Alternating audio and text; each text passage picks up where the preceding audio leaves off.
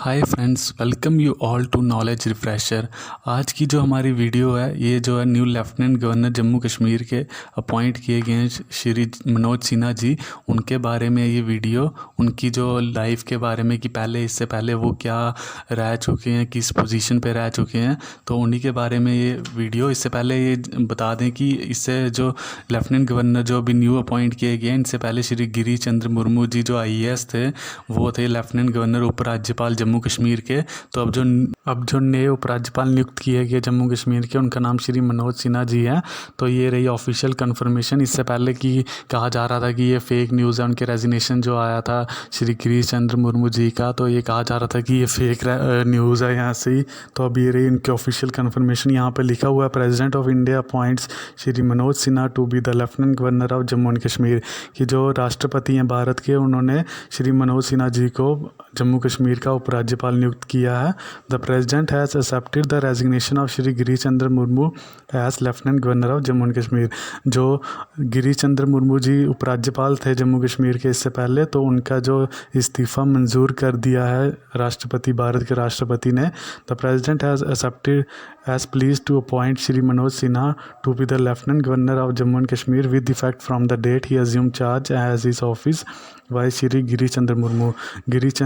श्री गिरीश चंद्र मुर्मू जी के इस्तीफ़े के बाद उनका जो उनका आगे जो वैकेंसी जो गवर्नर लेफ्टिनेंट गवर्नर की खाली है, जब रह गई पोस्ट यहाँ पे जम्मू कश्मीर में, तो उसके लिए श्री मनोज सिन्हा जी को नियुक्त किया गया और अब वो अपना चार्ज, जो उनको जिम्मेदारियाँ दी जाएंगी, तो वो संभाल सकते हैं। उसके बाद शपथ ग्रहण होके तो वो नए उपराज्यपाल बन जाएंगे जम्मू कश्मीर के।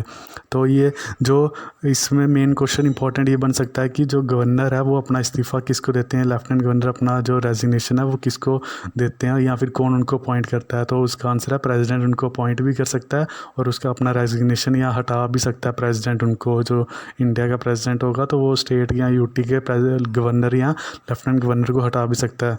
तो ये शायद अब डेवलपमेंट का नए काम शुरू हो जाएँ, जब न्यू लेफ्टिनेंट गवर्नर से यही होप है कि नए जो डेवलपमेंट काम है शुरू हो जाएँ।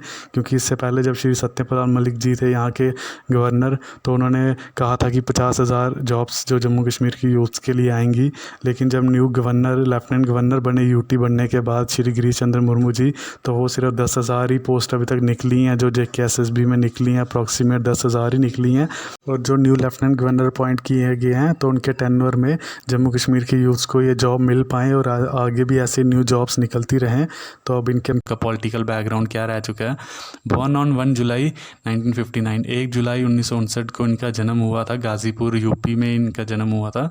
पॉलिटिकल पार्टी BJP, ये स्टार्टिंग से BJP में ही है, ये भारतीय जनता पार्टी में ही है। स्टार्टिंग से पहले उनके मेंबर रह चुके। नेशनल काउंसिल जो BJP नेशनल काउंसिल है, उनके मेंबर रह चुके 1989 से 1996 तक।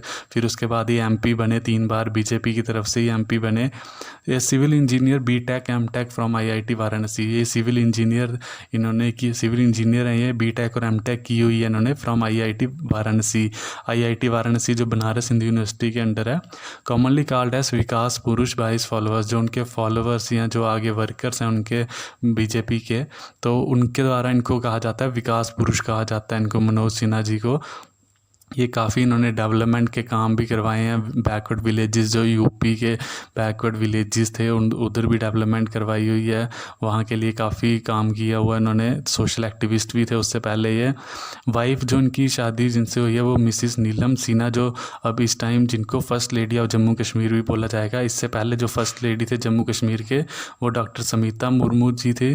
तो अब जो न्यू फर्स्ट लेडी जो जम्मू कश्मीर की हैं वो मिसिस नीलम सिन्हा। जब ये लेफ्टिनेंट गवर्नर की शपथ ले लेंगे मनोज सिन्हा जी, तो मिसिस नीलम सिन्हा को फर्स्ट लेडी ऑफ JNK बोला जाएगा। Elected as president of BHU students union in 1982। इनका जो पॉलिटिकल कैरियर ये स्टार्ट हुआ 1982 में। इनका पॉलिटिकल कैरियर स्टार्ट हुआ जब ये सिविल इंजीनियर कर रहे थे। तो फिर उस टाइम ये प्रेसिडेंट इलेक्ट किए गए, इनको प्रेसिडेंट नियुक्त किया गया।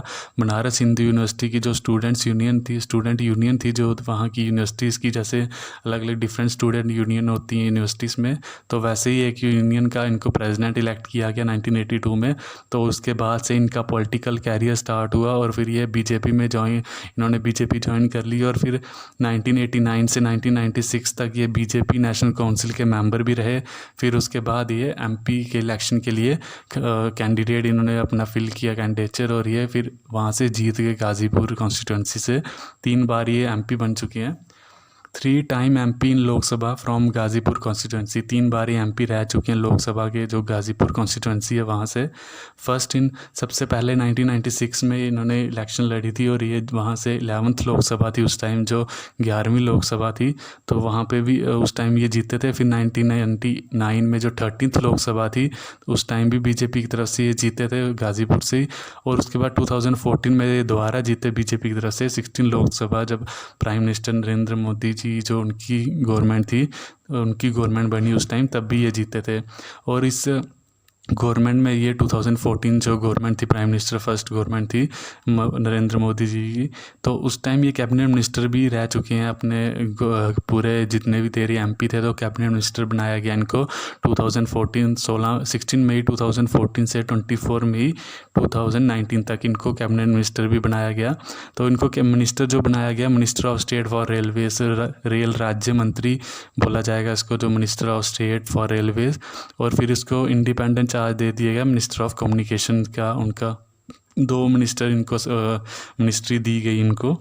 7 most honest MPs by India today. जब ये एमपी थे 2014 जो नरेंद्र मोदी गवर्नमेंट में, तो इंडिया टुडे जो मैगज़ीन है उनकी जो लिस्ट निकली थी मोस्ट ऑनेस्ट एमपीज़ की, उसमें ये 7 मोस्ट ऑनेस्ट एमपी में ये आए थे, उनका नाम आया था। तो इसी से पता चलता है कि ये काफ़ी ज़्यादा ऑनेस्ट ईमानदार नेता रह चुके हैं अपने टाइम पे। और ये जब भी आप इनको मैक्सिमम टाइम देखा जाएगा जब भी, तो ये मैक्सिमम टाइम कुर्ता और जो धोती है उसी में दिखते हैं। ये वही इनका जो मैक्सिमम टाइम ड्रेस होती है वही होती है। ये अपने इंडियन कल्चर को ही फॉलो करते हैं ज़्यादा। और 2019 में जब इन्होंने इलेक्शन लड़ी तो ये हार गए, गाज़ीपुर कॉन्स्टिट्यूंसी से ही लड़ी और ये हार गए वहाँ पे उस टाइम। अब ये जो वहाँ पे कॉन्स्टिट्यूंसी जो जीतते हैं वो है अफजल अंसारी, जो बहुजन समाजवादी पार्टी की तरफ से हैं।